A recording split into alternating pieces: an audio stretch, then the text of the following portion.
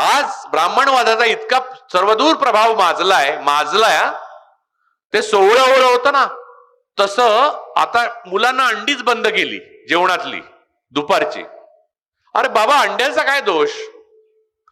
अंड्याचा हा दोष की ते नॉनव्हेज आहे असं ब्राह्मण म्हणजे दुसरे बाजीराव ज्यांनी पेशवाई बुडवली, म्हणजे एका अर्थाने बरेच होते ते, पण त्यांच्यावर दग गोडसे नावाच्या एका महान नेपथ्यकार होते, महाराष्ट्रात होऊन गेले. त्यांनी नांगी असलेले फुलपाखरू नावाचं त्यांचं पुस्तक आहे, ते आता बाजारात नाहीये, माझ्याकडे आहे, पण मी त्यांची झेरॉक्स मारून ठेवली आहे.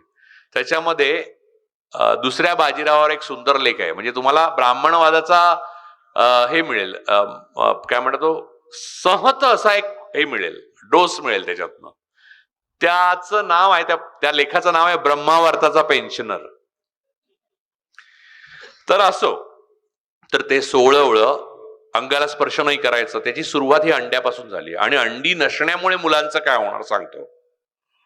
हे जे धनिक आहेत, मुकेश अंबानी प्रोटीन म्हणून काल्पनिक काय म्हणतात सिंथेटिक प्रोटीन खाऊ शकतो इटलीहून मागवून. ह्या सत्तेतले सगळे लोक आहेत, त्यांची मुलं परदेशात आहेत, ते मागवून खाऊ शकतात. गरिबांच्या मुलांना प्रोटीन आपल्याकडे मिळायचे दुसरं साधन काय आहे? काय मुगाच्या डाळीचं एवढं बरं वरण प्यायला देणार आहे घरी गेल्यावर आई? त्याला 2 अंडी भरपूर प्रथिनं देतात आणि कर्बोदकामुळे वजन वाढतं, पण बळ येत नाही. बहुजनांच्या मुलांना बळ येऊ नये ही ब्राह्मणवादाच्या मूळ अनुस्यूत संकल्पना जी आहे, किंवा श्रीमंतांच्याकडे संपत्ती आणि साधन संपत्ती जी एकत्र केलेली आहे, त्यांच्याकडे प्रोटीन म्हणजे प्रथिनं मिळवण्याची अनेक साधनं आहेत. सामान्य दर्जाच्या बहुजन कुटुंबातनं आलेल्या मुलांना प्रोटीन फक्त अंड्यातनं मिळू शकतं किंवा नॉन व्हेजिटेरियन मधनं मिळू शकतं. ते मिळवण्याचा त्यांचा हक्क राज्यघटनेने त्याला दिलेला आहे, तो सरकार काढून घेतोय. हा ब्राह्मणवाद नाही तर काय आहे? आणि याच्या विरुद्ध उठाव होत नाही. लाज वाटली पाहिजे तुम्हाला, मलाही वाटते, तेच सांगायला आलोय. पण लाज वाटून आपण काय करतो हा खरा मुद्दा आहे. लाज वाटल्यामुळे मी बोलतो, मी लिहितो. मला भीती वाटत नाही असं तुम्हाला वाटत असेल तर अगदी चूक आहे. मला भयंकर प्रचंड भीती वाटते. मला अशी भीती वाटते की जे मी वाचलेलं आहे ते ग्रंथ डोक्याला लावून बहुजन फिरतात, तेव्हा यांच्या डोक्यात काय शिरतंय असं मला भीती वाटते. कारण त्या ग्रंथामध्ये काही नाहीये. ज्या ग्रंथ तुम्ही वाचायला पाहिजे, म्हणजे बाबासाहेब आंबेडकरांचं समग्र साहित्य वाचलेले फार थोडे बहुजन आता भेटतील. त्यांनी प्रॉब्लेम ऑफ रुपी तेव्हा लिहिला होता. रिझर्व्ह बँक ऑफ इंडिया, ज्याची नंतर नोटबंदीमध्ये पैसे बदलले या सरकारने 2016 साली, ती reserve bank of India Babasaheb आंबेडकरांची देण आहे. ही या 4 महापुरुषांनी, म्हणजे छत्रपती शिवाजी महाराज आणि हे 3 महाराज यांनी जवळपास भारतातल्या सगळ्या गोष्टी केलेल्या आहेत. आणि बहुजनांना आधाराला ब्राह्मण नाव लागतं, ब्राह्मण मंत्र लागतात, आणि ब्राह्मणशाही लागते, ब्राह्मणवाद लागतो, राम मंदिर लागतं, आणि अब्दुल शत्रू लागतो, अब्दुल पंक्चरवाला. त्याचा तर बिचाराचा काही दोषच नाही. तर अरे मी कुठे आलो इकडे असं झालं असेल. अरे माझं काय चुकलं? तुम्हाला सांगतो की परवा महाकुंभमध्ये जेव्हा भागदौड झाली आणि लोक मेले, तेव्हा मुस्लिमांनीच मशिदी उघडल्या, त्यांनीच खायला दिलं. आणि ते जेवण बनवत होते त्याच्यामध्ये डोकं फिरलेले, माथे फेरू झालेले काही सरकारी कर्मचारी जाणून दगड टाकत होते.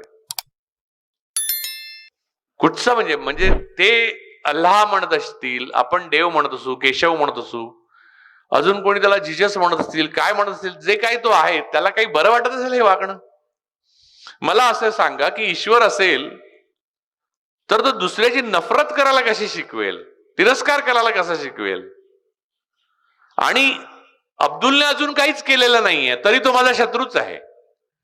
परवा खारघरला काहीतरी समारंभ होता मुस्लिम बांधवांचा, तर त्याच्यासाठी सगळे मुस्लिम एकत्र जमले होते. त्यांचा वर्ण असा एक फोटो घेतला, कॅप घातलेला फोटो, पाहिलं हा धोका असं सगळीकडे पसरलेलं, फेसबुकवर, ट्विटरवर आणि सगळ्या सोशल मीडिया. म्हणजे काय धोका होता त्याच्यामध्ये? काय त्याच्यात टोपी बंद बॉम्ब निघणार आहेत का काय? रितंबराला जो पद्मभूषण दिला तो खरा धोका आहे. त्या रामभद्राचार्याला तो ज्ञानपीठ दिलं तो खरा धोका आहे. त्यांना दिसत नाहीत, ते जन्मांध आहे, त्याच्याबद्दल काही प्रॉब्लेम नाहीये मला. परंतु ते साक्ष द्यायला गेलेले की राम मंदिर पूर्वी होतं म्हणून. साक्ष दिले तर त्यांना विचारलं तुळशी रामायणात राम मंदिर होतं तो उल्लेख कसा नाही, तर ते म्हणले माहित नाही, मला दिसत नाही. आणि मग दुसऱ्या वेळेला गेले ते शिष्य साक्ष द्यायला, तेव्हा पुस्तक घेऊन गेले एक तुलसीदासावरचं, त्याच्यात लिहिलेलं होतं राम मंदिराबद्दल. तेव्हा त्यांना विचारलं कसं काय आहे, तुम्हाला कुठे मिळालं पुस्तक, तर म्हणले माझ्याचकडे आहे, इतर कोणाकडे कॉपी नाही. ते म्हणले कसं, ती कॉपी मीच लिहिली आणि मीच प्रकाशित केली आहे म्हणले. हे असत्य नाही सांगत आहे मी, तो नाही का ते आहेत त्याला ज्ञानपीठ दिलं, मोदींना त्याने सपोर्ट केला म्हणून राम मंदिर प्रकरणात. राम मंदिर गळत होतं तेव्हा तो म्हणला नाही गळत आहे म्हणून, कारण त्याला दिसत नाही. की अरेंजमेंट अशी करा की कोणालाही आपली खुर्ची खाली जाऊ शकेल याची भीती वाटत राहील, म्हणजे ऐकून तरी घेतील. म्हटलं एकदा दामटावून ऐकवलं की मी जायला मोकळा झालो, मग काय, मग माझ्या हातात काय नाही. कारण पुन्हा लोक जाऊन भिडे गुरुजी आणि घरी जाऊन देवाच्या पाया पडा देव आणि असे कान बिन धरा की मी परुळेकरांचं ऐकून आलो, माफ कर देवा, काय चूक झाली असेल तर माफ कर. आणि अगदीच जमत नसेल तर जा आला आपल्या नाशिकला त्र्यंबकेश्वरला नारायण नागबळी करा, लगेच व्यवस्थित होईल सगळं. काही नाही तर सत्यनारायणाची पूजाच तर घाला, त्यातला शिरा मला आवडतो. बहुजनांना हे सगळं करायला कोण भाग पाडत आहे का ते स्वतःच करतायत. बहुजनांमधले जे सरंजामदार आहेत ते त्यांची संपत्ती आणि अय्याशी आणि कायद्यामध्ये नोंद नसलेली लग्न वाचवण्याकरता हे सगळं करतायत. पण गरीब बहुजन कशासाठी करतोय, त्याला गमावण्यासारखं काय आहे त्याच्याकडे, ह्याचं मला अजूनही उत्तर मिळालेलं नाहीये. मी देवगिरी कॉलेजला इथे आलो, बराच वेळ बोललो मला वाटतं मी. आता कॅलेंडर हळूहळू काढतायत वाटतं महाजन सर बाहेर खिशातनं, ते बघ दाखवतायत ते सरांना कॅलेंडर. तर मला एवढंच म्हणायचंय की सांस्कृतिक भान म्हणजे काय, तर आपली संस्कृती काय आहे हे समजून आपलं जगणं. तर संस्कृती तर मी सांगितली, आणि सामाजिक भान म्हणजे आपण ज्या जगात जगतो. तुम्ही गेलाच नाहीत, तुम्ही ज्या मंदिरांमध्ये हे बघा, एका माणसावर अन्याय होतो म्हणजे सगळ्या समाजावर अन्याय होतो. जर एका माणसाला मंदिरामध्ये नाही घेतलं तर मी जाणार नाही, हा स्टँड पाहिजे की नको.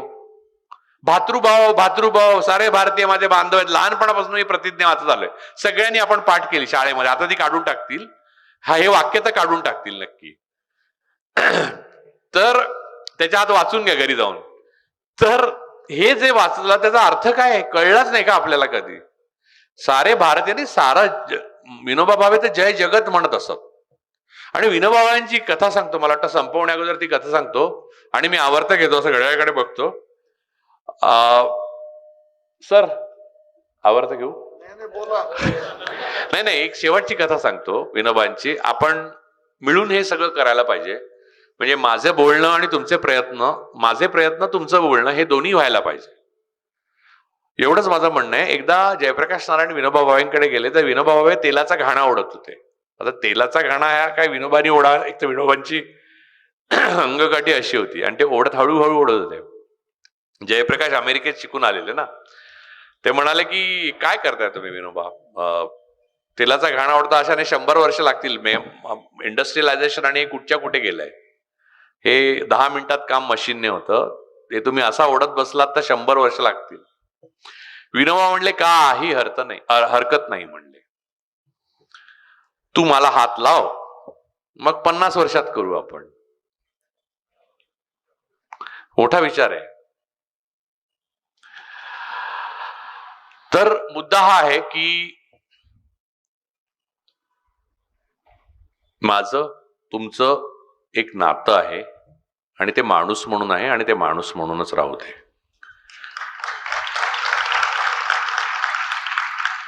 जगामध्ये स्त्री आणि पुरुष यांच्यामधला शारीरिक भेद वगळता कोणताही भेद नाही आणि कोणतीही गोष्ट अमंगळ नसते, हे तुकारामांपासून सगळ्यांनी लिहून झालेलं आहे. कुठच्याही ठिकाणी जाऊन रेडे कापल्याने सत्ता मिळत नाही का टिकत नाही. काही गोष्टी लक्षात घ्या, कुठचीही पूजा घालून देव खुश होत नाही आणि कुठच्याही प्रकारे मंत्र म्हणून कोणाला मारता किंवा वाचवता येत नाही. यावर विश्वास ठेवा.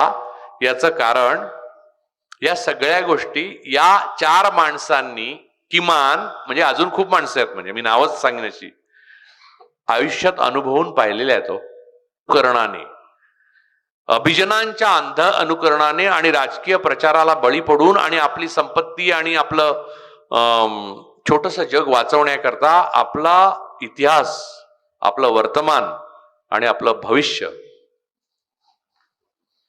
खलनायकांच्या हातात देतो आहे. हे भयानक आहे. आपण नाही म्हणायला शिकलं पाहिजे. आणि नाही म्हणायला जर आपण शिकलो नाही तर आपली गावकुसा बाहेर जाण्याची वेळ लवकरच आलेली आहे.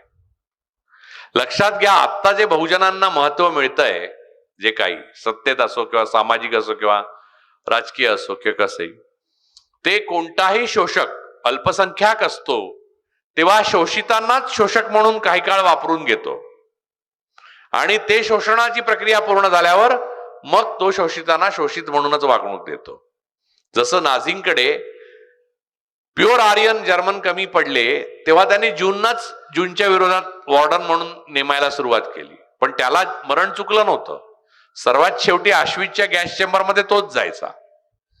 त्यामुळे आज उमर खलीद आतमध्ये आहे म्हणून मी आता घोंगडी घेऊन स्वस्त झोपतो, चूक आहे. एक माणसावर अन्याय झाला, त्याचं उत्तर जर नाही मिळालं तर तुम्हाला झोप नाही आली पाहिजे. मला नाही येत. मी एक गोळी घेतो, पण नाव नाही सांगत, नाही तर सगळे जाताना घेऊन जाल घरी. मला झोप येते, मी गोळी घेतो आणि सांगाल राजू पराळीकरांनी आज भाषणात एक गोळी सांगितली आणि ती चांगली आहे झोपेला. नाही, ही जी झोप आहे ना, ती रात्रीची झोप नाही म्हणते मी, ही तुम्हाला निद्रा लागली आहे. तुम्हाला म्हणजे इथे बसलेल्या लोकांसाठी नाही, हे लार्जर ऑडियन्सकडे जाणार त्यांच्यासाठी मी बोलतो. इथे बसलेले सगळे सुज्ञ लोक आहेत, माझ्यापेक्षा शहाणे आहेत, हे मी आधीच मान्य केलं. आणि सगळ्यात महत्वाची गोष्ट म्हणजे ठाले पाटील पासून साहेबांपासून सगळे इथे आलेले आहेत. सगळ्यांना मी जर जास्ती शहाण्यासारखा बोललो असेल तर माफ करा. वक्ता म्हणून माझं कर्तव्य होतं ते केलं. ही एक भूमिका आहे, जशी विदूषकाची एक भूमिका असते तशी. मी कोणी शहाणा नाही आणि तुम्ही कोणी वेडे नाही. तुम्ही शहाणे आहात, पण मला जे दिसतं ते फक्त मी तुमच्या समोर मांडलं. तुम्हाला जर वाटत असेल की माझं काही चुकलं तर ते बाजूला काढा. त्यातलं जेवढं चांगलं आहे तेवढं घ्या. माझं बोलणं म्हणजे काही अथर्व शीर्ष नाहीये की जे तुम्ही सामूहिक पठण केलं पाहिजे रोज. ते तुम्ही कुठेही मनात आणलं आणि त्यातल्या चुका बाजूला काढल्या, ते बरोबर आहे आणि अंगीकारलं, तर तुम्हालाच कळायला लागेल की तुमच्या स्वातंत्र्याचा परीघ वाढतोय. स्वातंत्र्य दुसरा माणूस कधीही तुम्हाला देऊ शकत नाही. स्वातंत्र्य ही स्वतः मिळवायची गोष्ट आहे. स्त्रियांना मी जास्त करून सांगू इच्छितो. बऱ्याच मुली आणि स्त्रिया उठून गेल्या दुर्दैवाने, पण त्यांना मी सांगू इच्छितो, स्वातंत्र्य तुम्हाला पुरुष नाही देणार. स्वातंत्र्य ही स्वतःच मिळवायची गोष्ट असते. पुरुषांनाही स्वातंत्र्य कुठे मिळालंय जे ते तुम्हाला देणार आहेत? नाही, तुमच्यापासून नाही हो, समाजात. तर ह्या गोष्टी आज आपण जे बोललो मी, त्या जर पटल्या असतील तर पसरवा, नाही पटल्या असतील तर मला सांगा, मी माझ्यात सुधारणा करेन. आज मला वाटतं एवढंच बोलतो. देवगिरी कॉलेजच्या संपूर्ण जे काही संचालक, प्रिन्सिपॉल आणि हे आयोजन करणारे जे सगळे लोक आहेत सामग्रीपासून, त्या सगळ्यांचा मी खूप आभारी आहे. कारण हे माझी जी वटवट आहे ती करण्याकरता त्यांनी इतके परिश्रम घातलेत. म्हणजे लग्न करणारे जे दोघे असे हसत दिसतात तसा मी आहे. त्याच्या मागे खूप लोकांनी जेवणावळी वगैरेसाठी खूप कष्ट केले. तर त्या सगळ्यांचे मी खूप आभार मानतो आणि तुमचे प्रथमतः आभार मानतो. तुम्ही माझे गुरु आहात, पण कधी कधी शिष्याला पण राग येऊ शकतो गुरुचा. तसा मला तुमचा राग आला आणि मी बोलून गेलो असं समजा. आता मी इथे आपला निरोप घेतो. जय महाराष्ट्र.